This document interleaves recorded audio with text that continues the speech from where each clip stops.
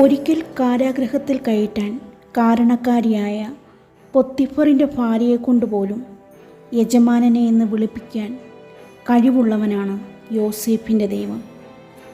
അങ്ങനെയെങ്കിൽ ഇന്ന് നിന്നെ നിന്ദിക്കുന്നവരുടെ മുൻപിൽ, നിന്റെ നാശം കാണാൻ ആഗ്രഹിക്കുന്നവരുടെ മുൻപിൽ, നിന്നെ തകർക്കുവാൻ നോക്കുന്നവരുടെ മുൻപിൽ നിന്നെ മാനിപ്പാൻ ശക്തനാണ് നിന്റെ ദൈവം. വിശ്വസിക്കുക.